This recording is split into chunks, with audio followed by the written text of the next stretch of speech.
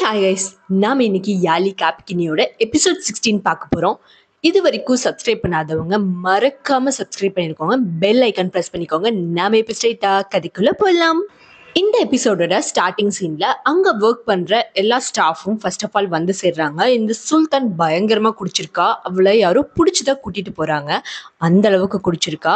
அதுக்கப்புறம் வருது இவங்க 4 பேரும் தான். உள்ள வந்ததும் சைரன் சுனாக்கு ஒரு சிக்னல் கொடுக்குறா. அக்கா, நீ தூங்குறதுக்கு முன்னாடி கொஞ்ச நேரம் வந்து என் கூட பேசிட்டு போயேன் அப்படின்னு சொல்றா. சுனா கொஞ்சம் டயர்டா இருக்கிறனால எனக்கு டயர்டா இருக்கு, அதனால நான் வரல, நீங்க தூங்குங்க, நம்ம மார்னிங் பேசலாம் அப்படிங்கிறா. இதான் நல்ல அக்காக்கு அழகு. இங்க பாரு, நீ பெட்ல தோத்ததுதான், இந்த மாதிரி ஏமாத்துற வேலை வச்சுக்காத அப்படின்னு சொல்றான். என்ன பெட், அதெல்லாம் ஒண்ணு இல்லையா அப்படி இப்படின்னு இவ சமாளிக்க, அவன் காதல் வந்து இன்னும் குசு குசுன்னு சொல்ல, சரி சரி நாங்க கிளம்புறோம் அப்படின்னு சொல்லிட்டு இவங்க 2 பேரும் மேல போறாங்க. அவங்க 2 பேரும் போனதும் சுனா இவனுக்கு ஒரு கிஃப்ட் கொடுக்குறா, நியூ இயர் கிஃப்ட். அத சந்தோஷமா வாங்கிட்டு அவனும் போக, மேல பார்த்தா ஒரு 2 மணி நேரத்தை பாத்ரூம்ல கழிச்சுட்டு இவன் தூங்கிருப்பானா தூங்க மாட்டானா அப்படின்னு சொல்லி டவுட்லயே வெளியே வரா. பார்த்தா பயபுல வெயிட் பண்ணிட்டு தான் இருக்கான். இவனும் பாத்ரூம் போய் நல்லா ஃப்ரெஷ் ஆயிட்டு வெளியே வந்தா நம்ம சைரன் பயங்கரமா தூங்கிட்டா. இவன் வந்து பக்கத்துலயே பெட்ல படுத்துக்கும் போது, சிச்சி எந்திரி, முதல்ல எதுக்கு என் பக்கத்துல படுக்கிற, போ போ போய் சோஃபால படு அப்படின்பா. என்னது சோஃபாலயா, நேத்து நம்ம தான் ஒன்னா தூங்கினமே பெட்ல. அதெல்லாம் வேற சுச்சுவேஷன், இது வேற, ஒழுங்கா போ, போய் அங்கேயே படுத்துங்க அப்படின்னு சொல்லிடுறா. ஹே, நீ என்ன பேசுற, நான் நினைச்சேன் நம்ம ரிலேஷன்ஷிப் அடுத்த லெவல் மூவ் ஆயிடுச்சுன்னு, ஆனா நீ அதே இடத்துல நின்று இருக்கியா அப்படின்னு சொல்லி இவன் கேட்க, என்ன அடுத்த லெவல் மூவ் ஆச்சு, அதெல்லாம் ஒண்ணு கிடையாது, போ போ முதல்ல அங்க போய் தூங்கு அப்படின்னு சொல்லி இவ சொல்ல, நான் போக முடியாதுன்னு இவன் அடம் பிடிச்சிருக்க. நீ போலியா, அப்ப நான் போறேன் அப்படின்னு சொல்லி இவ சோஃபாக்கு போற.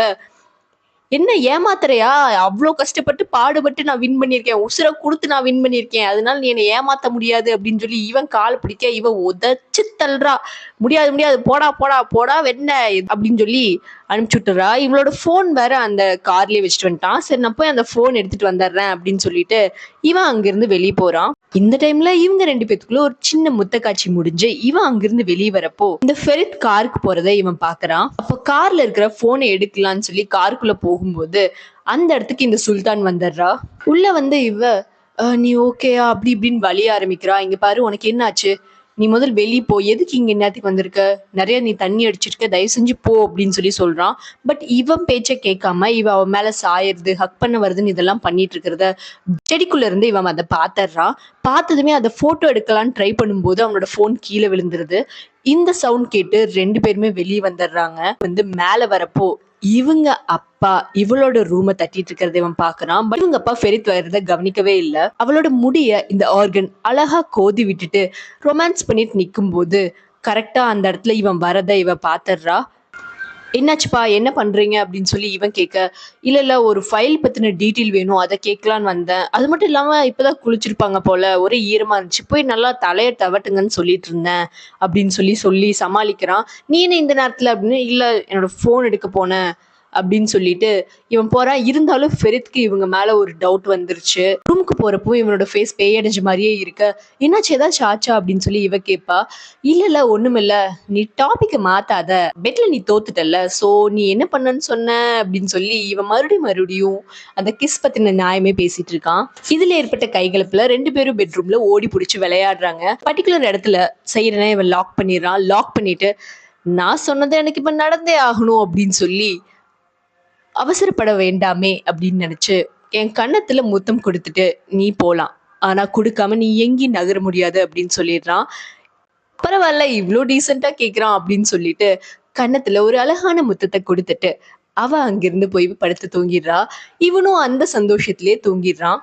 அடுத்த நாள் காலையில சேரன் எந்திரிக்கும் போது அவளோட மெசேஜ்க்கு இந்த யூசப் ஒரு கால் பண்ண எமர்ஜென்சி அப்படின்னு சொல்லி போட்டிருப்பான். இவளும் பின்னாடி டெரஸ்ல போய் பேசுறா. அவன் என்ன சொல்றான்னா, காருக்குள்ள உன் புருஷனும் இந்த சுல்தானும் கட்டி பிடிச்சிட்டு இருந்தாங்க, இதை நான் பார்த்தேன் அப்படின்னு சொல்றான். ஏன்டா டேய், உனக்கு வேற பொழப்பே இல்லையா, தயவு செஞ்சு என் லைஃப்ல குறுக்க வராத, நான் என் லைஃப்ல என்ன பண்ணணும்னு எனக்கு தெரியும் அப்படின்னு சொல்லி இவ கண்டபடி பேசி வச்சுட்டு இவ உள்ள வரா. அப்ப இவன், எதுக்கு நீ இப்போ அங்க போயிட்டு வர அப்படின்னு சொல்லி கேட்டப்போ, இல்ல யூசப் பார்த்து பேசலான்னு போயிட்டு வந்தேன் அப்படின்னு சொல்லி இவ சொல்றா. இவன் அதை காமெடி ஃபன்னு எடுத்துக்கிறான். இவன் நேரா போய் ஸ்டாஃப் கிட்ட பேசுறதுக்கு ஒரு பர்டிகுலர் இது இருக்கு, அதுல எனக்கு காஃபி வேணும், அதுவும் சுல்தான் தான் அதை எடுத்துட்டு வரணும் அப்படின்னு சொல்றா. அதுக்கு செஃப் டிங்கிள் இருக்கா, அவளை எடுத்துட்டு வர சொல்லாமான்னு கேட்பாங்க. இல்ல எனக்கு அந்த காஃபியை சுல்தான் தான் எடுத்துட்டு வரணும் அப்படின்னு சொல்லி இவ சொல்றான். அப்படியே கொஞ்ச நேரத்துல சுல்தான் காஃபி எடுத்துட்டு வரா. உள்ள வாங்க அப்படின்னு சொல்லி கூட்டிட்டு வந்து அவளை நிக்க வச்சுட்டு, நான் ஒரு கனவு கண்டேன். அந்த கனவுல நான் என் கையில என்னோட பொருள் ஒண்ணு வச்சுட்டு இருக்கேன். ஆனா அது என்னோடது அப்படின்னு சொல்லி நீங்க பயங்கரமா சண்டை கட்டுறீங்க. ஆனா உண்மையில பார்த்தா அது என்னோடது, எனக்கு சொந்தமானது. ஏன் நீங்க அப்படி பண்ணீங்க அப்படின்னு எனக்கு தெரியவே இல்ல. உங்களுக்கு தெரியுமா? நீங்க ஏன் என்னோடத வேணும்னு சொந்தம் கொண்டாடுனீங்க அப்படின்னு சொல்லி இவ கேட்கிறா. இல்ல எனக்கு புரியல அப்படின்னு சொல்றப்ப அந்த இடத்துல ஃபெரித்தும் வரா. அவனுக்கும் அந்த கனவ இவ சொல்றா. அதுக்கு இவன், இங்க பாரு கனவுல வந்ததெல்லாம் ஒரு இதா. அதான் எனக்கு தெரியல. இதுக்கு என்ன அர்த்தம்னே தெரியல. சரி சுல்தானுக்கு தெரியுமோன்னு கேட்கலான்னு தான் நான் கேட்டேன் அப்படின்னு 2 பேருக்கும் மூஞ்சி மாறுது. இதெல்லாம் ஒரு மேட்டரே இல்ல. இதெல்லாம் ஃப்ரீயா விடு. கனவு தானே அப்படின்னா, சரி ஓகே. இது அப்புறம் பேசிக்கலாம். நீங்க இப்ப கிளம்பலாம் அப்படின்னு சொல்லி அவள அனுப்பிச்சு விட்டுர்றா. அந்த மார்னிங்கே ப்ராப்பர்ட்டீஸ் காட்டுறதுக்காக இந்த காட்டுப்பூச்சி அங்க இருக்கான். யாருக்குமே அவன் அங்க இருக்கிறது பிடிக்கவே இல்ல. அந்த மார்னிங் பிரேக்ஃபாஸ்ட்ல குல்கன் தாத்தாட்ட ஒரு விஷயம் சொல்றா. என்னன்னா, ஒரு ஃபேமஸ் மேகசின்ல என் ஃப்ரெண்ட் ஒருத்தி ஒர்க் பண்றா. அவ செய்றனையும் ஃபெரித்தையும் போட்டோ ஷூட்காக கூப்பிட்டுருக்கா. நம்மளோட பாரம்பரிய நகைகளை ஏன் நம்மளோட செய்றன் போட்டு அதுல மாடல் மாதிரி ஒரு போட்டோ ஷூட் கொடுக்க கூடாது அப்படின்னு சொல்லி இவ கேக்குறா. அந்த ஐடியா தாத்தாக்கு ரொம்ப பிடிச்சிருக்கு. பட் இது வந்து ஆர்கனுக்கும் இஃப்கட்க்கும் பிடிக்கவே இல்லை.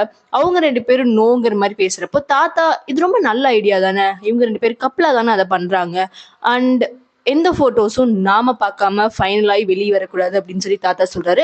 கண்டிப்பா அப்படின்னு சொல்லி இவங்களும் சொல்லிட கூடவே சுனாவும் போற மாதிரி பிளான் ஆகுது. கடைசியில தாத்தா ஓகே சொல்லிட்டு அங்கிருந்து போயிட ஆர்கன் குல்கன் கிட்ட, எனக்கு உன்னோட அந்த ஃப்ரெண்ட் இந்த போட்டோஸ் எடுக்கிறதுல விருப்பம் இல்ல, வேற யாராவது ஒருத்தர் வச்சு நம்ம இதை பண்ணிக்கலாம் அப்படின்னு சொல்லி கேட்க, என்ன பேசுறீங்க, என்னோட பெஸ்ட் ஃப்ரெண்ட் அவதான் இதை எடுக்க போறா, இதுல நீங்க தலையிட வேண்டாம் அப்படின்னு சொல்லி இவ சொல்லிடுறா. இவங்க கார்ல ஏறி கிளம்பலான்னு வரப்போ அந்த இடத்துக்கு சுல்தான் வரா.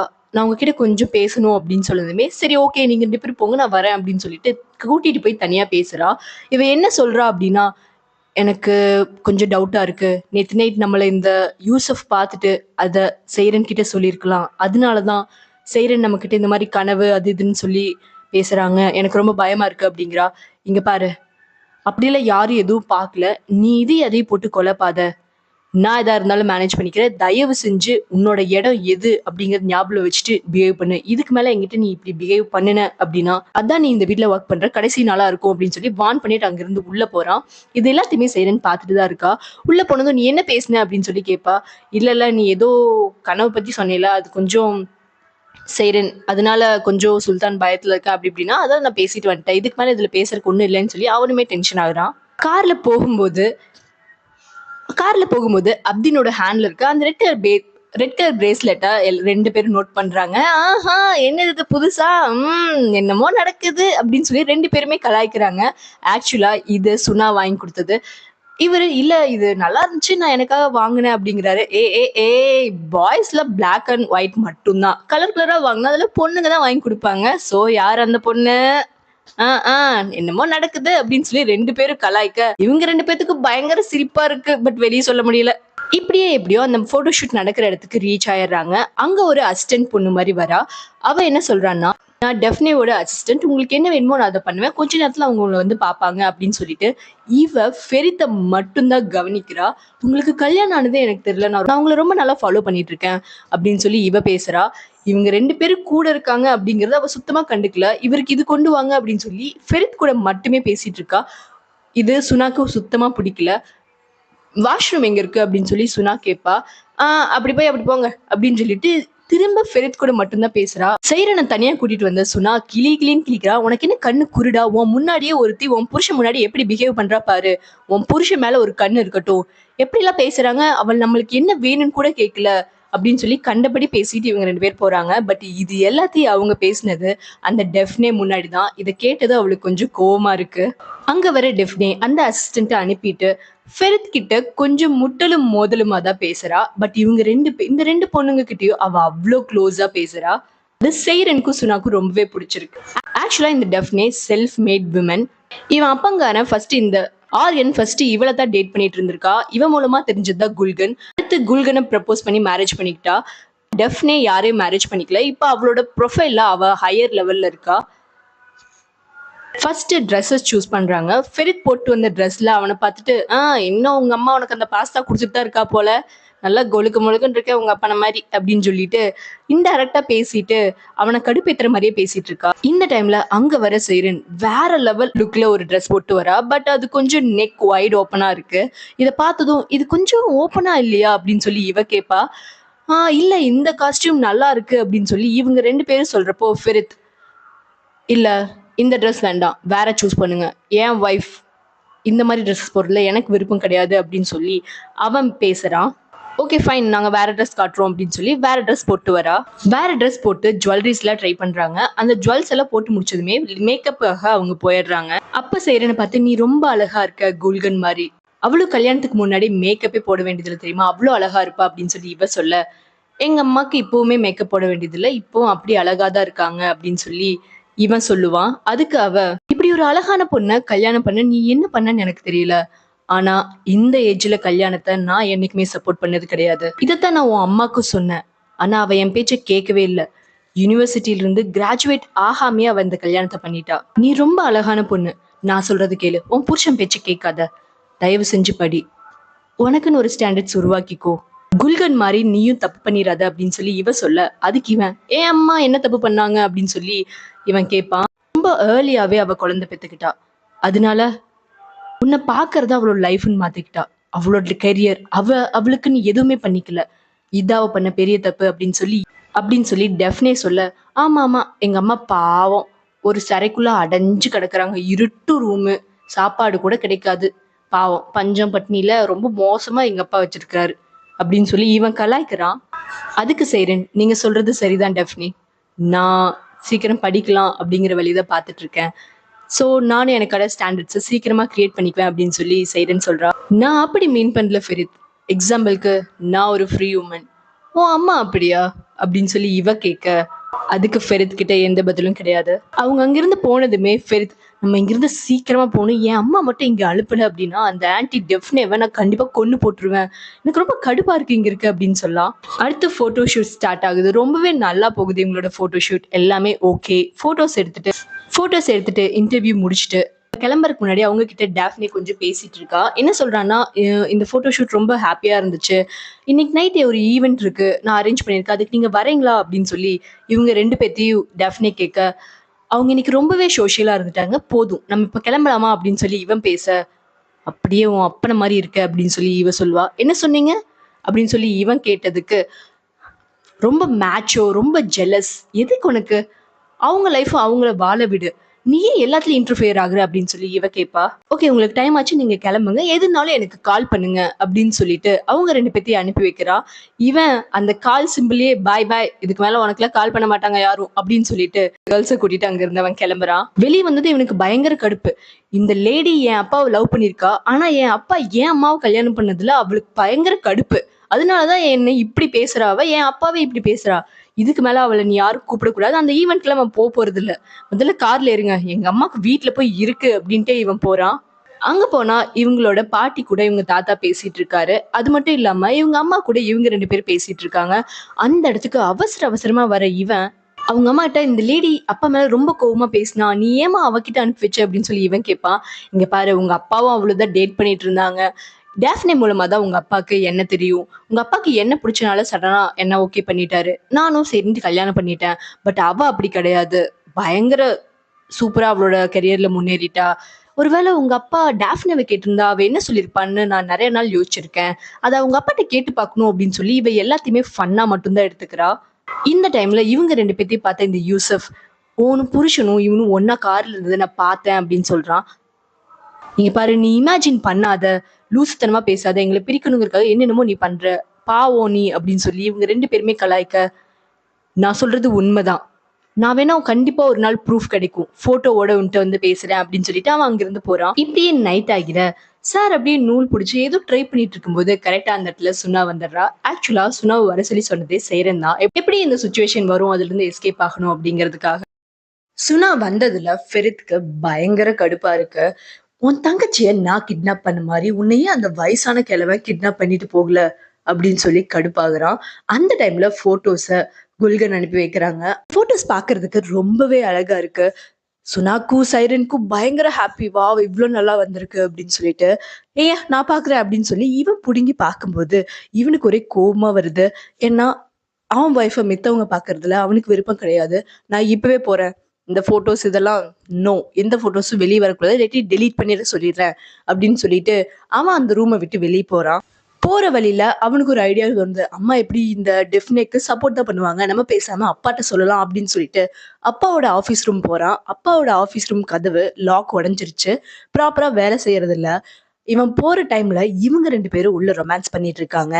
இத அந்த உடைஞ்ச கதவு வழிக்குள்ள கேப் வழியா அவன் பாத்துடுறான். இத பார்த்ததுமே அவனுக்கு பயங்கர அழுகையா இருக்கு. ஆக்சுவலா இந்த நைட் ஈவினிங் தான் டெஃப்னே அவளோட பார்ட்டிக்கு இவங்கள இன்வைட் பண்ணியிருப்பா. மேல வந்ததுமே இவன் ஒரு மாரியே இருக்கான்.